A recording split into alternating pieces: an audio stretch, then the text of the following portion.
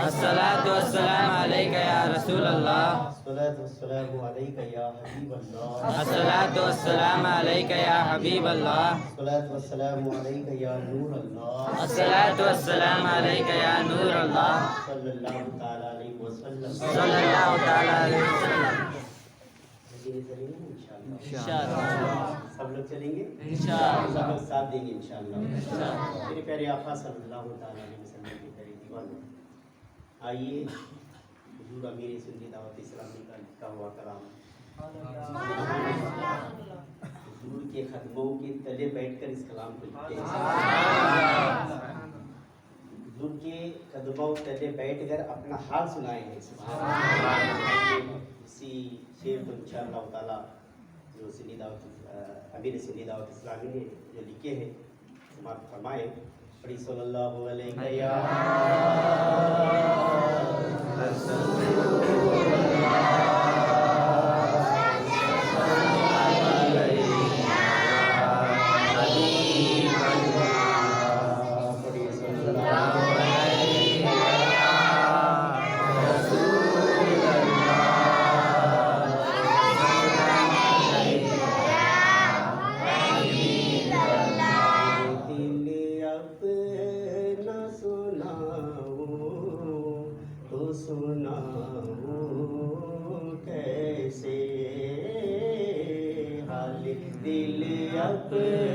نہ سناؤں تو سناؤں کیسے، حال دل اپنا سناؤں تو سناؤں کیسے، نہ سناؤں تو سناؤں کیسے،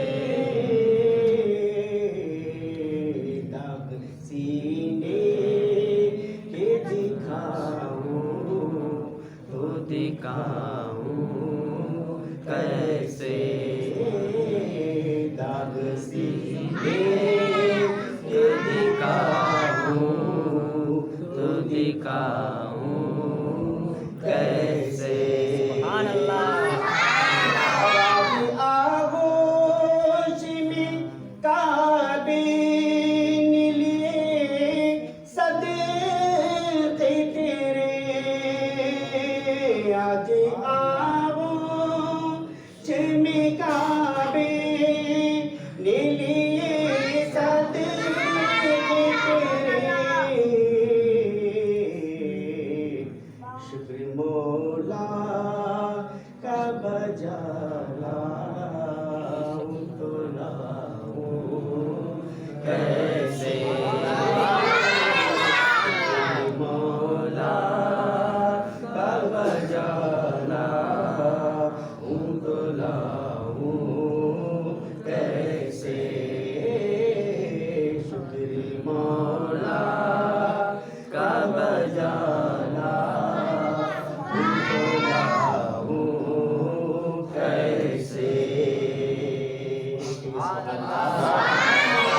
اور محبت سے کہیے سبحان اللہ۔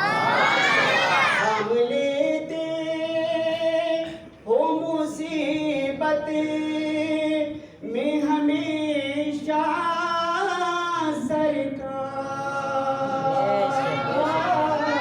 سرکار، تھام لیتے ہو مصیبت میں ہمیشہ سرکار،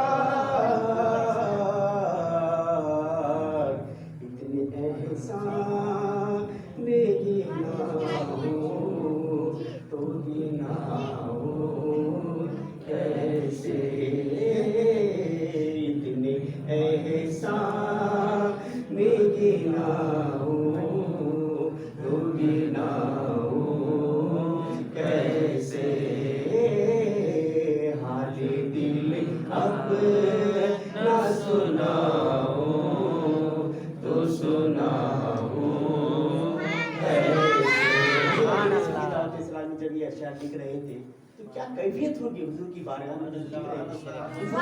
امیر دعوت اسلامی کی سنی دعوت اسلام کی کیفیت کیا ہوگی اندازہ لگا سکتے ہیں اس اشعار کو سن کر انشاءاللہ تعالی. پل سے گزرا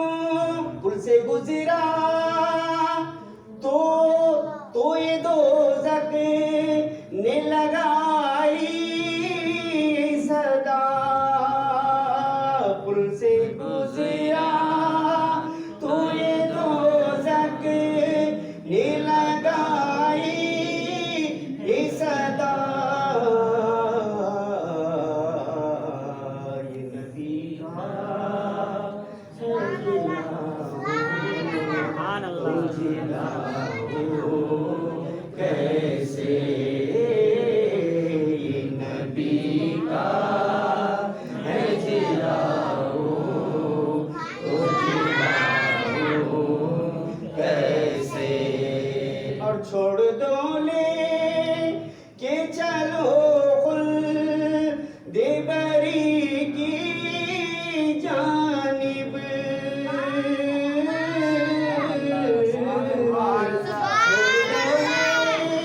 کہ چلو خلد بری کی جانب. یہ تو شاکر یہ تو شاکر ہے. رلاؤ کیسے. یہ تو شاکر ہے. رلاؤ کیسے. داغ سینے کے دکھاؤ کیسے. حال دل اپنا سناؤ کیسے. سبحان اللہ. آئیے میرے آقا صلی اللہ تعالیٰ علیہ وسلم کی پیاری دیوان. اس کے بعد انشاءاللہ تعالیٰ مائک میں سید صاحب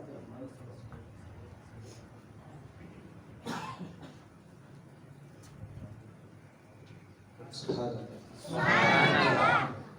پیارے آقا صلی اللہ تعالیٰ علیہ وسلم کی پیاری دیوانوں. اس لیے کہ آج ذکر و دعا کا بھی اہتمام ہونا ہے تو اس مجلس کو آگے بڑھاتے ہوئے انشاءاللہ تبارک و تعالیٰ میں سب سے قبل یہاں کے ذمہ دار حضرات، ہمارے امام صاحب، جماعت کے حضرات، نوجوان جتنے بھی حضرات جنہوں نے قافلے والوں کی خدمت کی ہے، ہم بس دعا کریں کہ آپ نے مہمانان رسول کی خدمت کی ہے. اللہ تبارک و تعالیٰ آپ کو اپنے گھر کا مہمان بنا لے. یہ ہماری کوشش ہونی چاہیے. جتنے بھی حضرات قافلے میں آئے ہوئے ہیں ان سے بھی گزارش ہے کہ جیسی یہاں پر جماعت کے ساتھ 5 وقت کی نماز پڑھنے کی اللہ نے توفیق بخشی کہ اپنی عادت بنا لیں انشاءاللہ، اور اپنے گھروں میں بھی اس ماحول کو قائم رکھیں انشاءاللہ تبارک و تعالیٰ. تب آئیے اللہ اس کے حبیب صلی اللہ علیہ وسلم کے فرامین کو ہم تک پہنچانے کے لیے مبلغ سنی دعوت اسلامی نگراں کرناٹک جناب اسلم مجاہد صاحب کی پاس سے گزارش کرتا ہوں کہ تشریف لائیں. نعرہ تکبیر، نعرہ رسالت، یا رسول اللہ، سنی دعوت اسلامی زندہ باد، نگران کرناٹکا زندہ باد.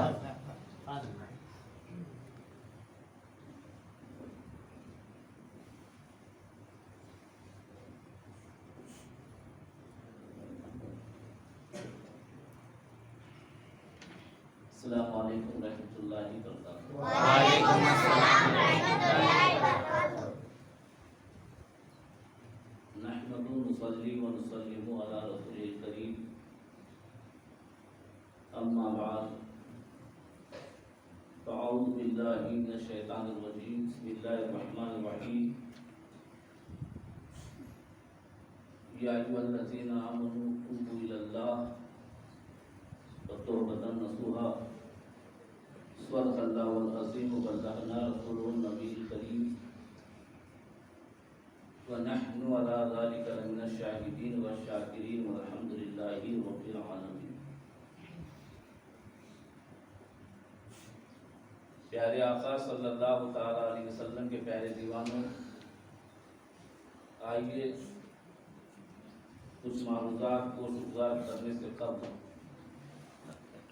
جس طریقے سے میں پڑھاؤں بآواز بلند سب مل کر میرے ساتھ ساتھ پڑھیے الصلاۃ والسلام علیک یا رسول اللہ، الصلاۃ والسلام علیک یا رسول اللہ، محبت سے سب مل کر پڑھیے الصلاۃ والسلام علیک یا حبیب اللہ، الصلاۃ والسلام علیک یا حبیب اللہ، الصلاۃ والسلام علیک یا نبی اللہ،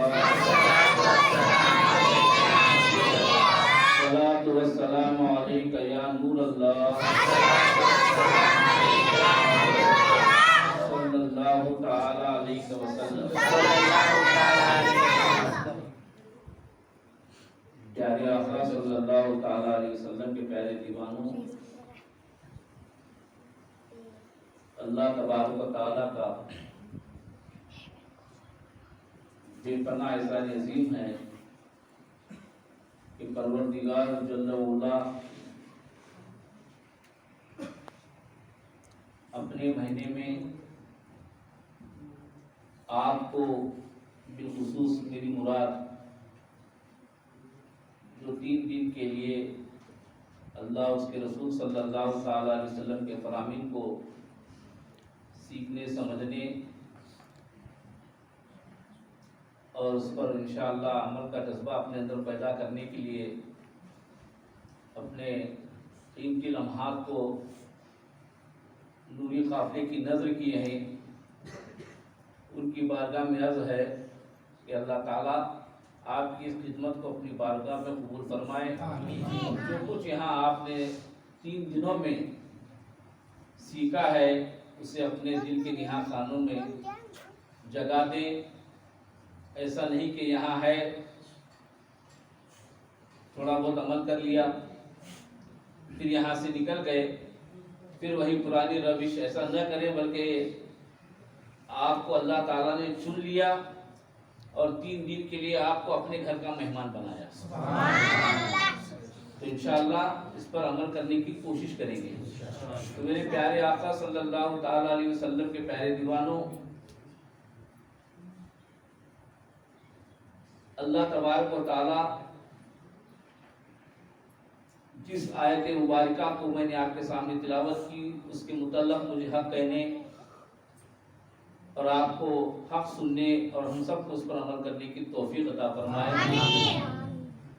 ویسے آپ جانتے ہیں جمعہ میں بھی آپ نے سنا ہوگا کہ ماہ رجب کا مہینہ پہلا عشرہ آج ختم ہو گیا ہے اور دوسرے عشرے کی پہلی رات شروع ہو گئی ہے، یعنی 10 ماہ رجب گزر گیا اور 11ویں شب شروع ہو گئی ہے۔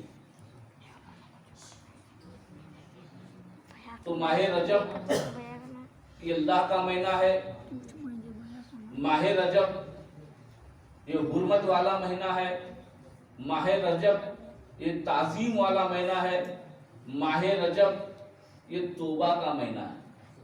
کون سا مہینہ ہے؟ توبہ کا مہینہ ہے۔ اللہ کے رسول صلی اللہ تعالی علیہ وسلم فرماتے ہیں کہ ماہ رجب توبہ کا مہینہ ہے۔ اب توبہ کے لیے ہم اس مذہب کے ماننے والے ہیں،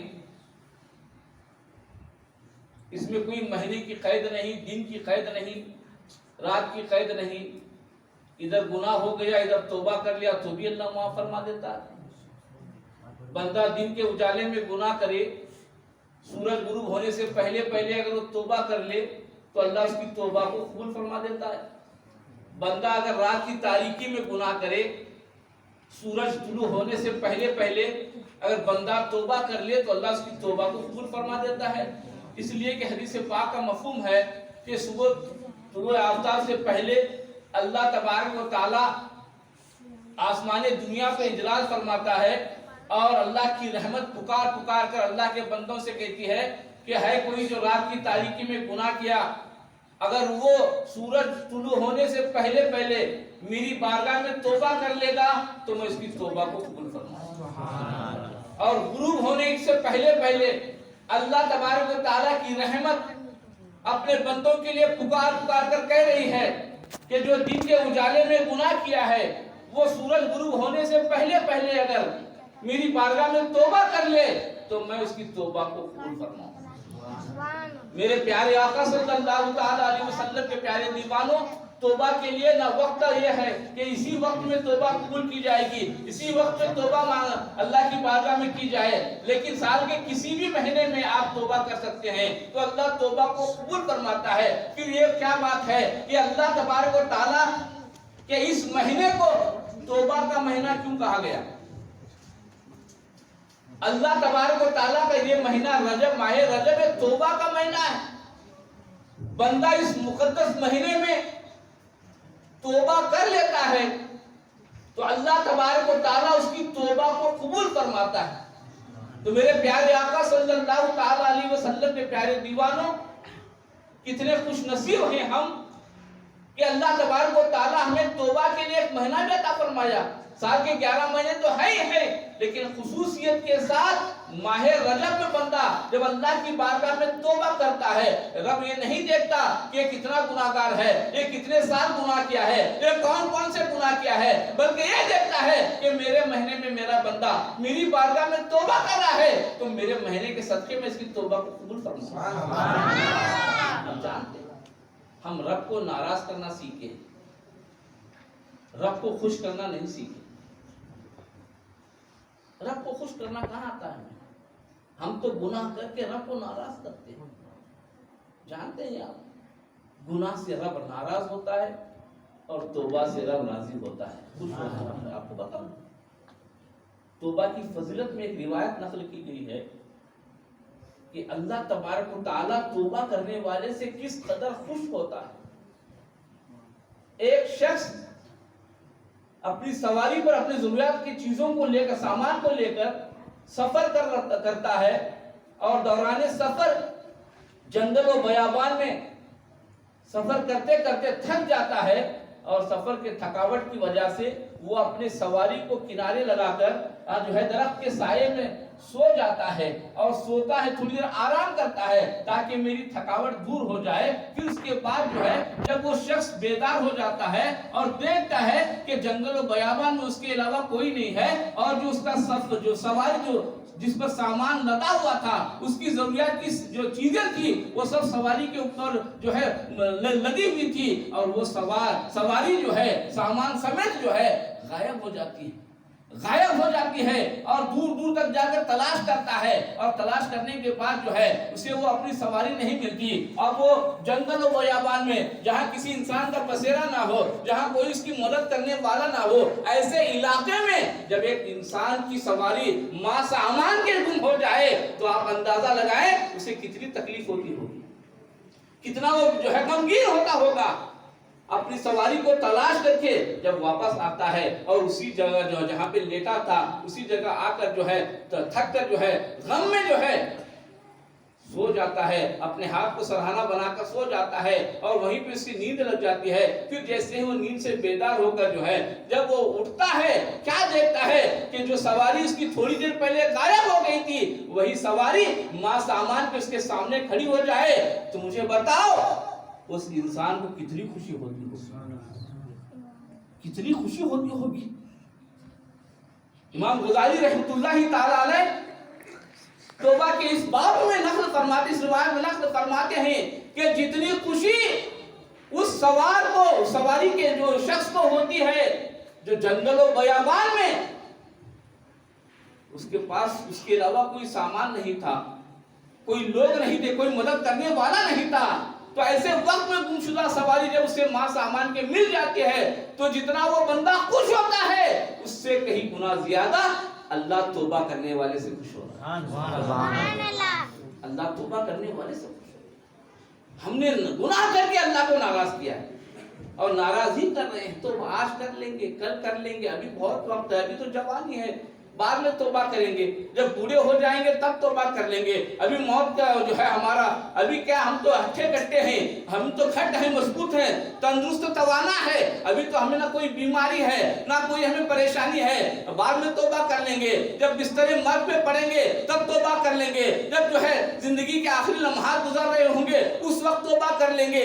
آج ہمیں جو ہے شیطان کہ اس مکر و فریب میں آ کر جو ہے ہم گناہوں سے توبہ کرنے کی بجائے جو ہے گناہوں کو جو ہے توبہ نہیں کر رہے، بلکہ اپنے گناہوں پر نیڈر ہو رہے ہیں، اپنے گناہوں پر بے باک ہو رہے ہیں۔ یہی وجہ ہے کہ آج مسلمان گناہ کرنے کے بعد بھی جو ہے اللہ کی بارگاہ میں توبہ کرنے کی بجائے، اللہ کی بارگاہ میں شرمندگی کا اظہار کرنے کی بجائے، اللہ کی بارگاہ میں استغفار کرنے کی بجائے ان گناہوں کا جو ہے اعلان کرتا ہے اور دوسروں کے سامنے ان گناہوں کو شیئر کرتا نظر آتا ہے۔ ہم کبھی اسلاف کی زندگیاں پڑھتے ہیں، اللہ والوں کی زندگیاں پڑھتے ہیں، میرے پیارے آقا کے پیارے دیوانوں، ان کی زندگیوں میں جو ہے انجانے میں کوئی اگر گناہ ہو جاتا، لغزش ہو جاتی، کوئی چھوٹا سا چھوٹا گناہ بھی ان سے ہو جاتا، جانتے ہیں ان کی کیفیت کیا ہوتی؟ ایک بزرگ کے حوالے سے میں نے کتاب میں پڑھا، ایک بزرگ سے انجانے میں غلطی ہو گئی، لغزش ہو گئی، تو اس ایک لغزش کو لے کر انہوں نے 30 سال تک اللہ کی بارگاہ میں گریہ گزاری کی، 30 سال تک، اور فرماتے ہیں کہ میں نے 30 سال کی راتیں بستر پر پیٹ لگا کر سویا نہیں، بلکہ رات بھر اللہ کی بارگاہ میں گریہ گزاری کیا کرتا تھا۔ وجہ کیا تھی؟ جن کے دلوں میں اللہ کا خوف ہوتا ہے، جن کے دل نگاہوں کے سامنے آخرت کا احساس ہوتا ہے، رب کی بارگاہ میں کھڑا ہو کر جواب دہی کا خیال ہوتا ہے، وہ معمولی سی جو ہے لغزشوں پر بھی جو ہے اللہ کی بارگاہ میں آنسو بہایا کرتے ہیں، گریہ گزاری کیا کرتے ہیں، توبہ و استغفار کرتے ہیں اور اللہ کو منانے کی کوشش کرتے ہیں۔ لیکن حال ہمارا تو دیکھو، ہمارے دامن میں کوئی نیکی نہیں ہے۔ آج ہم کوئی نیکی بھی کرتے ہیں تو واٹس ایپ پہ نظر کر دیتے ہیں تاکہ دنیا والوں کو پتہ چل سکے۔ کل کے مسلمانوں کا حال یہ تھا کہ کوئی نیکی کرتے اسے چھپایا کرتے تھے، اور آج ہم نیکی کرتے ہیں تو اسے جو ہے لوگوں میں چھپایا کرتے ہیں۔ واٹس ایپ کے ذریعے سے جو ہے نیکی عام ہو رہی ہے، معلوم ہو جائے فلاں آستانے پہ میں حاضری دے رہا ہوں، معلوم ہو جائے میں کعبے کا طواف کر رہا ہوں، معلوم ہو جائے میں گنبد خضرا کے سامنے کھڑا ہوں، معلوم ہو جائے میں تلاوت کر رہا ہوں، معلوم ہو جائے میں لوگوں کی مدد کر رہا ہوں۔ آج ہم جو ہے نیک اعمال کرتے ہیں لیکن اسے چھپاتے نہیں ہیں بلکہ چھپاتے نظر آتے ہیں۔ میرے پیارے آقا صلی اللہ تعالی علیہ وسلم کے پیارے دیوانوں، لیکن دیکھو تو صحیح کل کے مسلمانوں کا حال یہ ہوتا تھا، وہ نیکیاں کر کے چھپاتے تھے، اور اگر کوئی ان سے معمولی گناہ بھی ہو جاتا، لغزش گریہ گزاری کرتے، استغفار کرتے، لوگ پوچھتے آپ تو اللہ کے نیک مقبول بندے ہیں، آپ کیوں رو رہے ہیں، آپ کیوں گریہ گزاری کر رہے ہیں؟ وہ اپنے گناہ کو چھپاتے نہیں تھے، کہتے انجانے میں مجھ سے یہ غلطی ہو گئی ہے، میں اس لیے اللہ کی بارگاہ میں گریہ گزاری کر رہا ہوں۔ یہ اور بات ہے کہ اللہ ہمارے گناہوں پر پردے ڈالا ہے، یہ اور بات ہے، لیکن آج ہمارا حال کیا ہے ذرا غور تو کریں۔ ہم ماہ رجب کا مہینہ آیا ہے، توبہ کرنا چاہیے، رب کو راضی کرنے کی کوشش کرنا چاہیے، گریہ گزاری کرنا چاہیے، لیکن یہ نہیں رات کے 2 بجے تک جو ہے ہم اللہ کو ناراض کرنے کی کوشش کر رہے ہیں۔ میرے پیارے آقا صلی اللہ تعالی علیہ وسلم کے پیارے دیوانوں، وجہ کیا ہے؟ وجہ یہی ہے کہ ہم نے آخرت کا تصور ہمارے دل و دماغ سے نکال دیا ہے، رب کی بارگاہ میں کھڑا ہو کر جواب دہی کا احساس ہمارے اندر سے نکل گیا ہے۔ میرے پیارے آقا صلی اللہ تعالی علیہ وسلم کے پیارے دیوانوں، ورنہ ہمارا حال یہ ہوتا کہ ادھر گناہ ہو گیا، ادھر ہم توبہ کر لیتے، رب کو منانے کی کوشش کرتے، رب کی بارگاہ میں آنسوں کا نذرانہ پیش کرتے، اور تو کوئی اعمال ہمارے پاس ہے نہیں جن کو ہم اللہ کی بارگاہ میں پیش کر سکے۔ اور جب بندہ گناہ کر کے اللہ کی بارگاہ میں آنسو بہاتا ہے تو اللہ تعالیٰ کو رونے والا بندہ بہت پسند ہے۔ کیا آپ نے وہ حدیث پاک نہیں سمجھ فرمائی؟ آقا کریم صلی اللہ تعالی وسلم فرماتے ہیں جو آنکھ اللہ کے خوف سے روتی ہے وہ آنکھ اللہ کو بہت زیادہ پسند ہے۔ رونے والی آنکھ، شکر کرنے والا دل، ذکر کرنے والی زبان، یہ اللہ کو بہت زیادہ پسند ہے۔ نہ ہمارا دل شکر کرتا ہے، نہ ہماری زبان ذکر کرتی ہے، نہ ہماری آنکھیں آنسو بہاتی ہیں۔ یہ تینوں چیزوں سے ہم بہت دور ہیں۔ میرے پیارے آقا صلی اللہ تعالی علیہ وسلم کے پیارے دیوانوں، اللہ غفور رحیم، اللہ ہم سے کتنی محبت فرماتا ہے. آپ نے 12 علماء سے سنا ہے 70 ماؤں سے زیادہ اللہ تبارک و تعالیٰ اپنے بندے سے محبت فرماتا ہے. میرے پیارے آقا کے پیارے دیوانوں، جب رب تبارک و تعالیٰ ہم پر اتنی محبت فرما رہا ہے تو ہماری بھی ذمہ داری بنتی ہے ہم بھی اپنے رب کو راضی کرنے کی کوشش کریں، ہم بھی گناہوں سے توبہ کریں. کیا آپ نہیں جانتے ایک حدیث پاک کا مفہوم ہے؟ اللہ کے رسول صلی اللہ تعالیٰ علیہ وسلم ارشاد فرماتے ہیں کہ جب کوئی جو ہے اللہ تبارک و تعالیٰ جو ہے دو فرشتے ہمارے ساتھ رکھے ہیں، ہے نا 2 فرشتے، ایک سیدھے کندھے پہ ہے ایک بائیں کندھے پہ. کون یہ فرشتے؟ بولو کون؟ دیکھو یہ بھی نہیں معلوم. 2 فرشتے اللہ تعالیٰ نے ہمارے ساتھ رکھے ہیں، ایک نیکی لکھنے والا فرشتہ کرامین اور ایک گناہ لکھنے والا فرشتہ کاتبین. یہ 2 فرشتے ہیں اور ان 2 فرشتوں پہ اللہ تعالیٰ اپنے بندے سے کتنی محبت فرماتا ہے آپ اندازہ تو لگائیں. اللہ کے نبی صلی اللہ علیہ وسلم فرماتے ہیں کہ جو نیکی لکھنے والا فرشتہ ہے اس فرشتے کو گناہ لکھنے والے فرشتے پر اللہ تعالیٰ نے مقرر کر دیا. اسے مقرر اس لیے کیا ہے، یہ جو ہے پاور دیا ہے، اے میرے نیکی لکھنے والے فرشتے جب میرا بندہ ایک نیکی لکھتا ہے، ایک نیکی کرتا ہے، کتنے نیکی؟ ایک نیکی کرتا ہے تو فوراً 10 نیکی کا ثواب اس کے نام آتا. سبحان اللہ.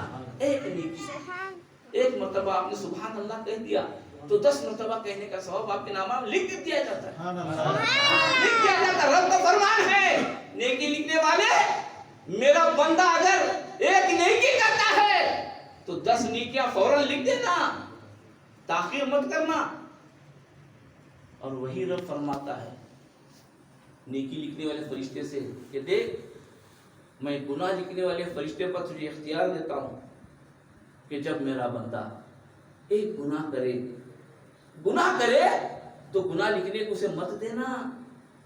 اگر وہ گناہ لکھنا چاہے تو اسے روک دینا، کہنا کہ ابھی تو گناہ کیا، ہو سکتا ہے تھوڑی دیر کے بعد توبہ کر لے گا، مت لکھ گناہ مت لکھ، تھوڑی دیر انتظار کر. جب نیکی کی بات آئی تو رب نے فرمایا انتظار مت کرنا، فوراً لکھ دینا، اور وہ بھی ایک کے بدلے 10. جب گناہ کی بات آئی، جب بندہ گناہ کرتا ہے تو رب کا حکم ہے نیکی لکھنے والے فرشتے سے فرما رہا ہے کہ اسے روکنا، اتنے مت دینا گناہ، تھوڑا انتظار کرو، ہو سکتا ہے ابھی گناہ کیا ہے نا، ابھی تھوڑی دیر کے بعد تو نیکی کر لے گا، تو گناہ لکھنے کی ضرورت نہیں. اب گناہ لکھنے والا فرشتہ تھوڑی دیر سے انتظار کرتا ہے، اس کے بعد لکھنا چاہتا ہے تو پھر نیکی لکھنے والا کہتا ہے کہ نہیں ابھی تھوڑی دیر ہو سکتا ہے، اب تک نہیں کیا، لیکن اب کرے گا، نیکی کرے گا. فرمایا گیا کہ کم سے کم نیکی لکھنے والا فرشتہ گناہ لکھنے والے کو 7 ساعت تک اسے روکتا ہے. 7 ساعت مطلب 1 ساعت 1 گھنٹے کے برابر. یعنی جب بندہ ایک گناہ کرتا ہے تو اسے لکھنے کے لیے فرشتے کو 7 گھنٹے تک روکتا ہے بندہ. اور جب بندہ اسی درمیان میں 1 گناہ کیا، 2 گناہ کیا، گناہ پہ گناہ کر لیتا ہے، اور جب وقت وہ توبہ نہیں کرتا تو نیکی لکھنے والا فرشتہ خاموش ہو جاتا ہے، کیونکہ وہ اللہ کے حکم کی تعمیل تو کر لیا، انتظار بھی ہوا، لیکن بندہ نیکی نہیں کیا، گناہ ہی کیا. کیا بات سمجھ میں آتی ہے؟ رب چاہتا ہے کہ بندہ میرا توبہ کرے، میں اس کی توبہ کو قبول کروں. ایک حدیث پاک میں یہاں تک اللہ تبارک و تعالیٰ حدیث پاک میں اللہ کے فرمان کو اللہ کے نبی صلی اللہ علیہ وسلم نے بیان فرمایا کہ جسم پورا سر سے پیر سے لے کر حلق تک، سینے تک اس کی روح نکل گئی ہے، ابھی بس اتنی روح باقی ہے، اتنی روح باقی ہے، حلق سے دماغ تک سر تک اتنی ہی روح باقی ہے، باقی کا سارا جسم مر چکا ہے. اس وقت بھی بندہ میری بارگاہ میں توبہ کرے گا، میں اس کی توبہ کو قبول فرماؤں گا، توبہ کو قبول فرماؤں گا.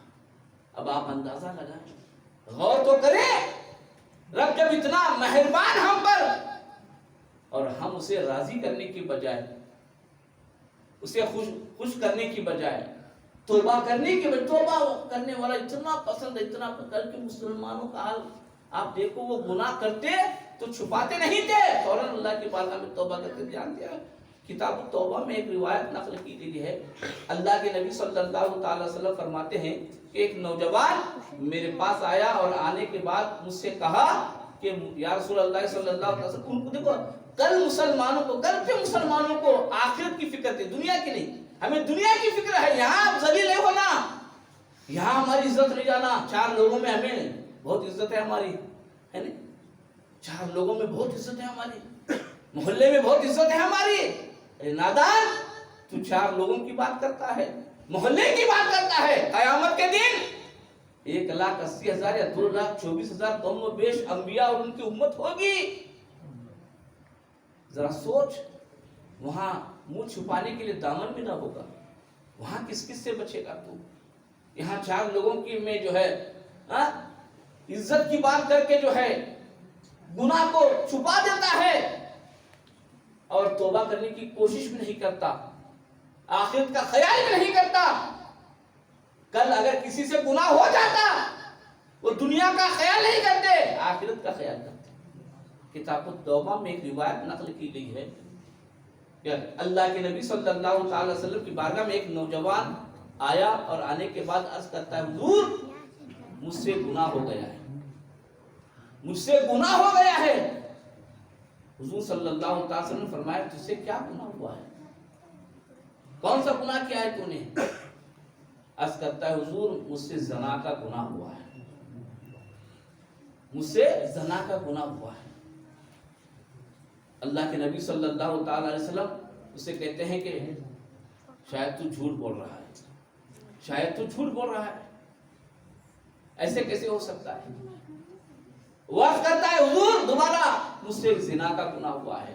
اللہ کے نبی صلی اللہ علیہ وسلم فرماتے ہیں صحابہ سے اس کا منہ چیک کرو، کہیں یہ شراب تو نہیں پیا ہے، کہیں یہ جو ہے نشے کی حالت میں تو نہیں کہہ رہا ہے۔ جب منہ چیک کیا جاتا ہے تو منہ میں سے شراب کی بو نہیں آتی۔ پھر تیسری مرتبہ کہتا ہے حضور میں نے زنا کیا ہے، میں پاک ہونا چاہتا ہوں، میں پاک ہونا چاہتا ہوں۔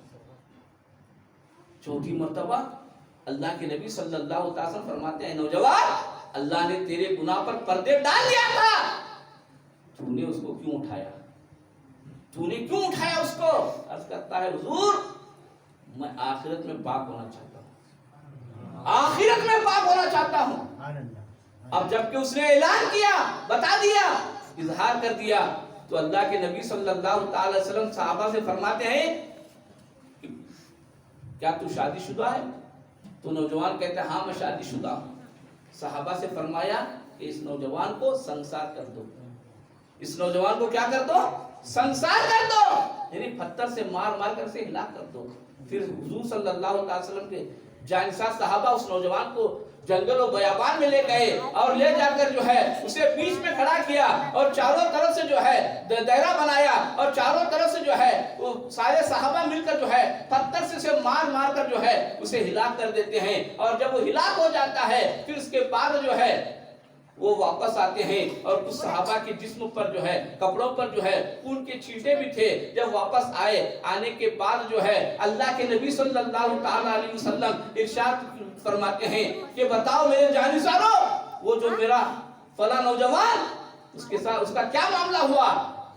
صحابہ نے عرض کیا حضور ہم نے اسے میدان میں لے گئے، جنگل و بیابان میں لے گئے اور اسے بیچ میں کھڑا کیا اور چاروں طرف سے اس پر پتھر برسائے۔ اتنے میں ایک صحابی عرض کرتے ہیں حضور وہاں سے بھاگ جانا چاہ رہا تھا لیکن ہم نے اسے بھاگنے نہیں دیا۔ اللہ کے نبی صلی اللہ علیہ وسلم فرماتے ہیں اگر تم بھاگ جانے دیا ہوتا تو اچھا ہوتا، جان بچ جاتی۔ اتنے میں ایک صحابی نے کہا حضور وہ تو لعنتی ہے، اس لیے کہ زنا کرنا کوئی جو ہے عام گناہ نہیں ہے، اگر اسلامی حکومت ہو تو اس پر کوڑے برسائے جاتے ہیں، اسے سنسار کیا، اگر شادی شدہ ہے تو اسے سنسار کیا جاتا ہے، کوڑے برسائے جاتے ہیں یا گردن قلم کی جاتی ہے اس کی۔ اب یہ نوجوان ایک صحابی نے کہا حضور وہ بھاگ جانا چاہتا تھا لیکن اسے بھاگنے نہیں دیا بلکہ اسے جو ہے پتھروں سے مار کر ہلاک کر دیا۔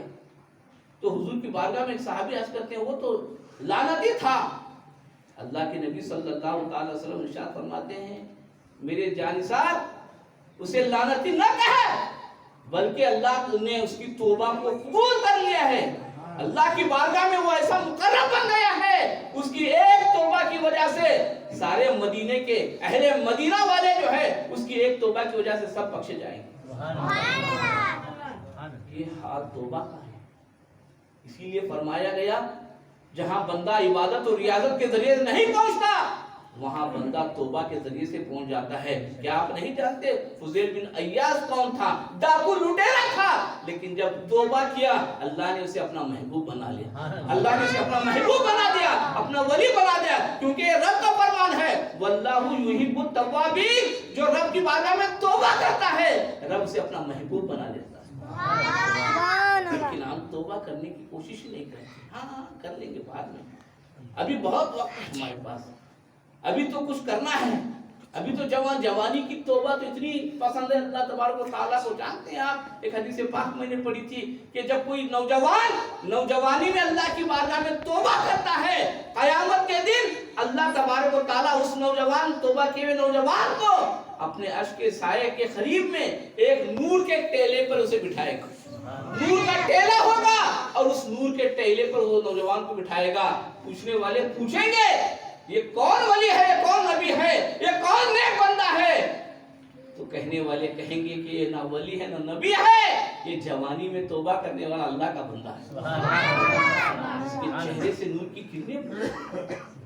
جوانی میں توبہ کرو، جوانی دیا ہی ہے اللہ تعالیٰ عبادت کرنے کے لیے، جوانی کی عبادت بڑھاپے کی عبادت سے زیادہ ثواب ہے۔ اس لیے فرمایا آقا کریم نے کہ بڑھاپے کے 70 سجدے جوان کے ایک سجدہ جو ہے کی برابری نہیں کر سکتے۔ جوان ایک سجدہ کرے، بوڑھا انسان 70 سجدہ کرے تو بھی جو ہے وہ ایک سجدے کی برابری نہیں کر سکتا۔ کیوں؟ لیکن آج ہمارا جوان جوانی میں دیوانی بنا لیا ہے، گناہوں کے نظر کر لیا ہے، صبح اٹھتے ہیں گناہ سے شروع ہو جاتا ہے، سوتے ہیں تو گناہ ہوتا ہے۔ اب تو حال یہ ہو گیا ہے انٹرنیٹ کے ذریعے سے ہم اپنے گھروں کے اندر اپنی کمرے کو اپنے بیڈ روم کو بھی جو ہے گناہوں کا اڈا بنا دیا ہے، بے حیائی کا اڈا بنا دیا ہے۔ کون پوچھنے والا ہے؟ ماں سمجھتی ہے بیٹا جو ہے سو گیا ہوگا، باپ سمجھتا ہے بیٹا سو گیا ہوگا، بیٹا کیا کر رہا ہے؟ بیٹا شال کے اندر جو ہے نیٹ اوپن کر کے بے حیائی کے مناظر دیکھ رہا ہے، گندے ناچ گانے دیکھ رہا ہے، بے حیائی کے کام دیکھ رہا ہے۔ آج ہم نے اپنے گھر کے اپنے کمروں کو گناہوں کے اڈے بنا دیے، زنا کے اڈے بنا دیے، بے حیائیوں کے اڈے بنا دیے۔ ذرا سوچو مسلمانوں، کہ ذلت نہیں ہمیں آئے گی، ذلیل نہیں ہوں گے تو اور کیا ہوگا، پریشان نہیں ہوں گے تو اور کیا ہوں گے۔ آج شکایت کرتے ہیں روزے میں برکت نہیں، رزق میں برکت نہیں، آپ تو زندگی میں بھی برکت اٹھ گئی ہے ہماری۔ دیکھ رہے ہیں آپ، کورونا آیا اور جوان بھی گئے، بوڑھے بھی گئے، بچے بھی گئے، دیکھ رہے ہیں آپ، پھر سے اس کی بھی لہر شروع ہو گئی ہے۔ موت کب آئے گی نہیں معلوم، کب آئے گی نہیں معلوم، کبھی بھی آ سکتی۔ اللہ کے نبی صلی اللہ علیہ وسلم نے فرمایا میں سیدھا سلام پھیرنے کے بعد مجھے معلوم نہیں کہ میں بایاں سلام پھیر سکوں گا یا نہیں۔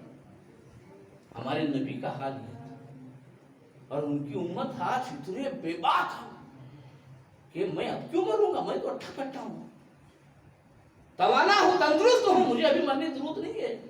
جب موت آئے گی تب دیکھیں گے، توبہ کر لیں گے۔ میرے پیارے آقا کے پیارے دیوانوں، موت آنے سے پہلے اللہ کی بارگاہ میں سچی توبہ کر لو، کب آتے ہیں نہیں معلوم، اس لیے توبہ ہمیشہ کرو۔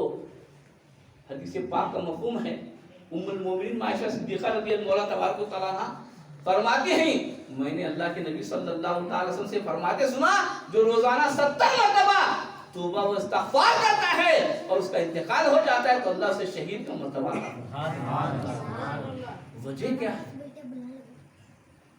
وجہ کیا ہے؟ گھر میں سو کر مرنے والا شہادت کی موت کیسے؟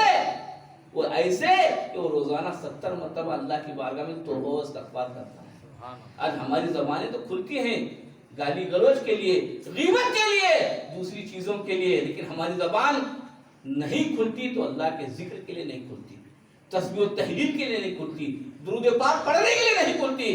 اچھی بات بتانے کے لیے نہیں کھلتی. میرے پیارے آقا صلی اللہ تعالی علیہ وسلم کے پیارے دیوانوں، سنی دعوت اسلامی یہی احساس و فکر آپ کے اندر پیدا کرنا چاہتے ہیں، اس لیے کہ آج ہمارے نوجوان آخرت کو فراموش کر چکے ہیں. آخرت کو فراموش. بس آخری روایت آپ کے سامنے پیش کر کے اپنی گفتگو ختم کروں گا. آج ہماری زندگیوں کا ہم خود اچھا جائزہ لے سکتے ہیں. میں کیا ہوں میرے سے بہتر کون جانتا ہے؟ آپ کیا ہیں آپ سے بہتر کون جانتا ہے کہ نہیں؟ بولو، ہے کہ نہیں؟ ایک روایت میں نے سنی بھی اور پڑھی بھی کہ قیامت کے دن اللہ کی بارگاہ میں، کیونکہ قیامت کا دن جو ہے یہ عدل و انصاف کا دن ہے، یاد رکھیں. سینگ والی بکری اگر بغیر سینگ والی بکری پر ظلم کرے گی تو بھی اسے انصاف دلایا جائے گا. سینگ والی بکری بغیر سینگ والی بکری کو اگر وہ مارے گی، ظلم کرے گی، تو بھی اس کا حساب سے دلایا جائے گا، کیونکہ وہ عدل کا دن ہے. وہاں ہر فریادی کو فریاد کرنے کا حق ہے. قیامت کے دن ایک چڑیا کا بچہ، کس کا بچہ؟ چڑیا کا بچہ. دیکھیں آپ، ایک انسان، اور وہ بھی کیسا انسان؟ نیکوکار، جس کے نامہ اعمال میں پہاڑ برابر نیکیاں ہوں. وہ انسان ایک چڑیا کے بچے کے ساتھ کھیل رہا ہے، کھیلتا ہے، اور کھیلتے کھیلتے اس کے کھیلنے کے دوران چڑیا کا بچہ مر جاتا ہے. جانے انجانے میں پتہ نہیں، ہم لوگوں سے بھی جو ہے بہت سارے لوگ گاڑیاں چلاتے ہیں تو راستے میں کبھی کتا آتا ہے، کبھی بلی آتی ہے، کبھی مرغی آتی ہے. اب تو انسان بھی آتے ہیں، اڑا کے چلے جاتے ہیں، خیال بھی نہیں ہوتا ہے نا کون پوچھنے والا لے، کون دیکھا بھی نہیں ہے نا. حل ہے نا ہمارا سر. ہم یہ سمجھتے ہیں آپ کوئی دیکھے نہ دیکھے، اس کی قدرت تو دیکھ رہی نا. بولو، دیکھ رہی کہ نہیں؟ تو ایک چڑیا کا بچہ قیامت کے دن اللہ کی بارگاہ میں عرض کرے گا، مولا آج انصاف کا دن ہے، آج عدل کا دن ہے، آج تو انصاف کرنے والا ہے، میں انصاف چاہتی ہوں، میری ساتھ انصاف کر. کون کہہ رہا ہے؟ بولو، کون کہہ رہا ہے؟ چڑیا کا بچہ. اللہ تبارک و تعالیٰ ارشاد فرمائے گا تو سچ کہہ رہا ہے، آج ہر ایک کی فریاد سنی جائے گی. بتا تیری کیا فریاد ہے؟ چڑیا کا بچہ عرض کرے گا، مولا فلاں بن فلاں کو بلایا جائے، فلاں بن فلاں کو بلایا جائے، وہ میرا مجرم ہے، وہ میرا مجرم ہے. اس کو بلایا جائے گا. بلانے کے بعد چڑیا کا بچہ رب کی بارگاہ میں عرض کرے گا، اے مولا، میں چھوٹی سی چڑیا کا بچہ تھی، اور یہ تیرا بندہ مجھے اپنی شوق کے لیے مجھ سے کھیلتا رہا، یہاں تک کہ میری جان چلی گئی. اس نے اپنی شوق کو جو ہے، اپنی شوق کو پورا کرنے کے لیے، اپنی خوشی کے لیے اس نے مجھ سے کھیلا اور میری جان لے لی. مجھے اس کا انصاف چاہیے، اس کا انصاف چاہیے. تو اللہ تبارک و تعالیٰ اس بندے سے پوچھے گا. تو بندہ کہیں ہاں وہاں تو جھوٹ نہیں چلتا، وہاں زبان بند ہو جاتی ہے، آنکھ بولیں گے، کان بولیں گے، ہاتھ بولیں گے، پیر بولیں گے، دل بولیں گے، ہمارے اعضائے بدن بولیں گے. زبان کو تالا وہاں پہ لگا دیا جائے گا، جھوٹ کا سوال ہی پیدا نہیں ہوتا. یہاں پتہ نہیں کتنے لوگوں کو جو ہے گواہ بنا کر، جھوٹے گواہ بنا کر لا کر اپنی جھوٹی جو ہے، جھوٹ کو جو ہے سچ میں تبدیل کر سکتے ہیں، لیکن رب کی عدالت میں جو صحیح ہوتا ہے وہی ہوتا ہے. تو آپ اندازہ لگائیں، ایک چڑیا کے بچے کو اپنی شوق کے لیے کھیلتے کھیلتے جان لینے والے کی بھی کل اس کا حساب اسے دینا پڑے گا. آج پتہ نہیں ہم نے کتنے لوگوں کی جو ہے آبرو سے کھیلا ہے، کتنے لوگوں کی عزتوں کو نیلام کیا ہے، کتنے لوگوں کو دھوکہ دیا ہے، کتنے لوگوں کو جو ہے ستایا ہے، کتنے لوگوں کو ہم نے پریشان کیا ہے، کتنے لوگوں کو ہم نے گالی گلوچ کیا ہے، کتنے لوگوں کے اوپر ہم نے ظلم کیا ہے. کبھی اس کا بھی احساس ہوا ہے؟ ہم اپنے آپ کو سر سے پیر تک لے کر اچھا ہی سمجھتے ہیں، اچھا ہی سمجھتے ہیں. میرے پیارے آقا کے پیارے دیوانوں، خدا را اللہ کی بارگاہ میں توبہ کرو. یہ توبہ کا مہینہ ہے، توبہ کا مہینہ ہے. توبہ کریں اور بچی کی زندگی نیکیوں میں گزارنے کی کوشش کریں. سنی دعوت اسلامی یہی چاہتی ہے, یہی احساس فکر آپ کے اندر پیدا کرانا چاہتی ہے کہ اللہ نے جو زندگی دی ہے یہ کھیل کود میں لہو لعب میں نہیں بلکہ اس کی رضا والے کام کرنے میں, اسے راضی کرنے والے اعمال کرنے میں, اللہ و رسول کو راضی کر کے دنیا اور آخرت کو کامیاب بنانے کے لیے اللہ نے ہمیں زندگی عطا فرمائی ہے. تو اس کا بھرپور فائدہ اٹھائیں اور بچی ہوئی زندگی اللہ کی بارگاہ میں سچی توبہ کریں, اس لیے کہ ماہ رجب یہ اللہ کا مہینہ ہے اور آنے والا مہینہ ماہ شعبان المعظم کا ہے جو اللہ کے نبی کا مہینہ ہے. پھر اس کے بعد ماہ رمضان آنے والا ہے جو اللہ کے نبی صلی اللہ علیہ وسلم کی امت کا مہینہ, یعنی ہمارا رجب. آقا کریم صلی اللہ تعالی علیہ وسلم فرمایا, حدیث پاک کا مفہوم عرض کر رہا ہوں, رجب نیکیوں کا بیج بونے کا مہینہ ہے. کئی کا مہینہ ہے؟ کئی کا نیکیوں کا بیج بونا. نیکیوں کا بیج بونے سے مطلب کیا ہے؟ گناہوں سے سچی توبہ کر لو, نیک اعمال کرنے کا جذبہ اپنے اندر پیدا کرو. اور شعبان فصل اگانے کا مہینہ ہے, یعنی نیکیاں کرنے کا مہینہ ہے, نیکیاں کرنے کا مہینہ ہے. اور ماہ رمضان فصل کاٹنے کا مہینہ ہے. اسی لیے فرمایا گیا ہے حدیث پاک میں, اللہ کے نبی صلی اللہ علیہ وسلم فرماتے ہیں کہ ماہ رجب میں بندہ ایک نیکی کرتا ہے تو اللہ اسے 7 نیکی کرنے کا ثواب عطا فرماتا ہے. اور جب ماہ شعبان آتا ہے تو اللہ تبارک تعالیٰ اسے ماہ شعبان میں ایک نیکی کے بدلے اسے 27 نیکی کرنے کا ثواب عطا فرماتا ہے. اور جب ماہ رمضان آتا ہے تو ایک نیکی کے بدلے 70 نیکی کرنے کا ثواب عطا فرماتا ہے. کوشش کریں گے انشاءاللہ نیکیوں کا بیج بوئیں گے, مطلب توبہ کریں گے انشاءاللہ. کسی کو بتانے کی ضرورت نہیں ہے. رات کی تاریکی میں آپ ہوں گے, آپ کے گناہ آپ کی نگاہوں کے سامنے ہوں گے اور رب کی رحمت ہوگی. ہاتھ اٹھاؤ, خاموشی سے اللہ کی بارگاہ میں چیخنے چلانے کی ضرورت نہیں ہے. وہ ہمارے دل کی کیفیت کو بھی سمجھتا ہے, سنتا ہے. سنتا ہے کہ بولو, رب ہمارے دل کی کیفیت کو بھی سنتا ہے. وہ ہم آنسو بہائیں گے سمجھ جاتا ہے بندہ میری بارگاہ میں توبہ کرنا چاہتا ہے, اپنے گناہوں پر ندامت کے آنسو بہا رہا ہے, شرمندگی کا اظہار کر رہا ہے. اسی لیے فرمایا جسے پاک کا مفہوم ہے, بندہ جب خوف خدا بندی سے لڑک جاتا ہے تو اللہ تعالیٰ اس کے سارے جسم کے گناہوں کو معاف کر دیتا ہے. جیسے پتجھڑ کے موسم میں آقا کریم صلی اللہ علیہ وسلم فرماتے ہیں, پتجھڑ کے موسم میں جب ٹہنی کو پکڑ کر ہلاؤ تو اس کے ٹہنی سے جو پتے جیسے جھڑتے ہیں ویسے ہی بندہ اللہ کے خوف سے لرز جاتا ہے تو اللہ تعالیٰ اس کے گناہوں کو ویسے ہی معاف کر دیتا ہے. تو کوشش کریں گے انشاءاللہ وقت کی نماز جو حاضرین آئے ہیں الحمدللہ, جو اپنے مصروفیات کو بالائے طاق رکھ کر جو ہمارے ساتھی جو 15 ساتھی یہاں آئے تھے 3 دن کے لیے, ان کی خدمت کیے ہیں. اللہ آپ کی خدمات کو اپنی بارگاہ میں قبول فرمائے. اور جس طریقے سے آپ 3 دن سے مسلسل, بہت سارے ساتھی بالکل آنا جانا تھا, ان کا ربط تھا, دوپہر میں بھی آ رہے تھے, شام میں بھی آ رہے تھے, رات میں بھی آ رہے تھے. تو یہ قافلہ جانے کے بعد جو ہے پھر جب قافلہ آئے گا تب آئیں گے, ایسا نہیں ہے, بلکہ آپ کے کو جو ہے یہاں مسجد سے قریب کرنے کا ایک بہترین طریقہ اللہ نے آپ کو قافلے کے ذریعے عطا فرمایا. تو اس کو بھی غنیمت جانیں. جیسے ابھی نماز کے لیے آپ آتے ہیں ویسے یہاں سے جانے کے بعد فجر کی نماز کے لیے بھی آئیں, ظہر کے لیے بھی آئیں, مغرب کے لیے بھی آئیں, عشاء کے لیے بھی آئیں, یعنی آتے جاتے رہیں. مسجد سے آنا جانا رکھیں. ہو سکتا ہے مسجد ہمارے آنے جانے سے اللہ کی بارگاہ میں خوشی کا اظہار فرما دے, مولا یہ تیرا بندہ کتنا مصروف رہنے کے بعد بھی جب تیری بارگاہ میں جبیر نیاز جھکانے کا وقت آتا ہے, 1000 مصروفیات کو چھوڑ کر تیرے گھر میں آتا ہے, تیری بارگاہ میں جبیر نیاز جھکاتا ہے, تیری عبادت کرتا ہے. میں اس کے حق میں تیرے گواہی دیتی ہوں, مولا تو میری گواہی کو قبول فرما. تو اللہ کیا مسجد کی گواہ, در و دیوار کی گواہی قبول نہیں فرمائے گا؟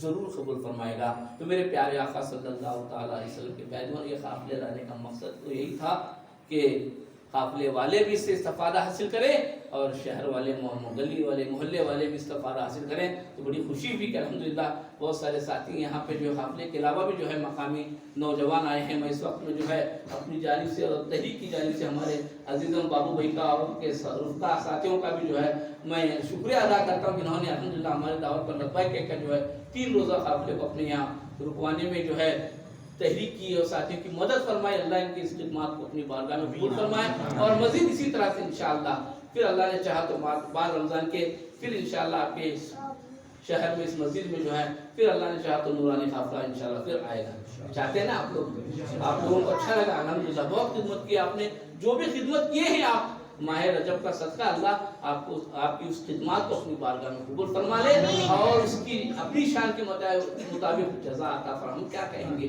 खुशी से जो है पीठ थपकेंगे या जो है मुबारकबाद देंगे या गुरहाए अकीदत पेश करेंगे, ये हमारी औकात है कि नहीं? बोलो, दुशाला पहनाएंगे, तारीफ के दो जुमले कहेंगे, अगर वो खुश हो जाए तो अपनी शान के मुताबिक अता फरमाए। वो जो अता फरमाता है वो बेहतर जानता है। तो बस अल्लाह उसके रसूल को राजी करने की कोशिश करे और सच्ची तौबा करने की कोशिश करेंगे इंशाअल्लाह ताला। जब भी कोई गुनाह हो जाए फौरन अल्लाह की बारगाह में तौबा व इस्तिग़फ़ार करें और उस गुनाह से बचने की कोशिश करें। और मैं आपको आखिरी बात, अगर आप अल्लाह की बारगाह में तौबा करते हैं, फरमाया गया कि तौबा कबूल कैसे होती कि नहीं, ये कैसे मालूम? पूछने वाले ने पूछा था अल्लाह के नबी सल्लल्लाहु अलैहि वसल्लम से कि या रसूलुल्लाह सल्लल्लाहु अलैहि वसल्लम, जब तौबा हम करते हैं हमें कैसे पता चले कि हम तौबा करने के बाद अल्लाह हमारी तौबा को कबूल फरमा लिया है नहीं, तौबा कबूल हुई या नहीं? तो अल्लाह के नबी सल्लल्लाहु अलैहि वसल्लम फरमाते हैं कि जब बंदा सच्ची तौबा करता है और उसके दिल से गुनाहों की मोहब्बत निकल जाती है, नेकियों की मोहब्बत पैदा हो जाती है, नेकियों का जज्बा पैदा हो जाता है, गुनाहों से घिन पैदा होती है और वो खुद गुनाहों से अपने आप को बचाता है और नेकियों से करीब हो जाता है और अल्लाह की खशियत उसके दिल में आ जाती है, तो समझ लेना अल्लाह उसकी तौबा को कबूल कर लेगा। कोशिश करेंगे इंशाअल्लाह। अल्लाह तबारक व तआला हम सब की को जो है सच्ची तौबा करने की तौफीक अता फरमाए, मरने से पहले तौबा की तौफीक अता फरमाए। और जब भी हमसे जाने अनजाने में कोई गुनाह हो जाए फौरन हमें उसी वक्त जो है रब की बारगाह में जो है तौबा की तौफीक अता फरमाए। और जो कुछ कहा दौरान गुफ्तगू अगर कोई लफ्ज़ अता माफ फरमाए, अस्तगफिरुल्लाह रब्बी मिन कुल्लि ज़ंबि व खतीअतिन व अतूबु इलैह, ला इलाहा इल्लल्लाह मुहम्मदुर रसूलुल्लाह सल्लल्लाहु तआला अलैहि वसल्लम व मा अलैना इल्लल बलाग। अस्सलामु अलैकुम व रहमतुल्लाहि व बरकातुहू।